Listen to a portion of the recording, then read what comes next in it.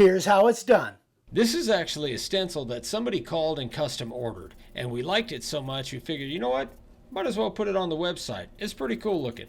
So we're using our Don't Poke the Bear stencil and our bear face template. Dad started off with a carving liner at 1/8 of an inch deep.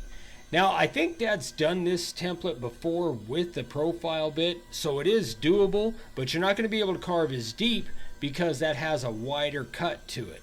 So the carving liner really does help to get this carving deep, and it gets in there and gets all of the fine detail.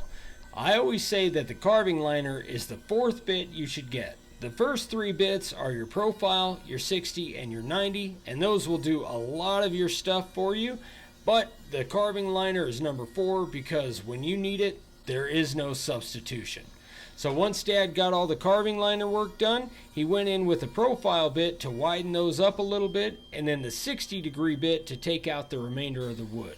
For the letters, Dad's starting off with a profile bit. Now you could probably do this with the 60. I don't think you could get away with a 90-degree, but the 60 is a possibility. The problem with that is you're not going to get any of the points. Like how the serifs are actually square on the top and bottom, they're going to look a lot more rounded if you do it with a 60-degree.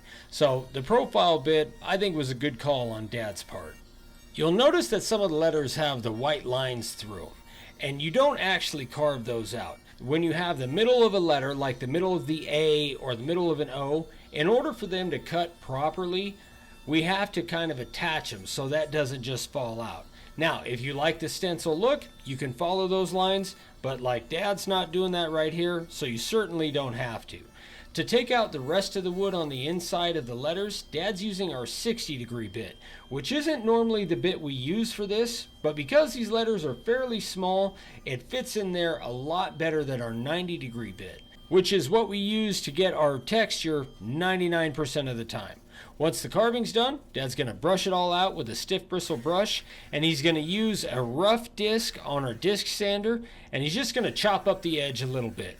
I think this is a cool looking edge, and it's super easy to do. Once it's all done, Dad's going to spray it black with a black primer. He's going to sand it off with an 80 grit disc on the disc sander, and then do a final sand with a 120 grit disc on the random orbital. Then you throw a few coats of clear on there, and you got a really cool looking sign that I think would look good in a garage, in a man cave, or maybe even mounted above a gun safe.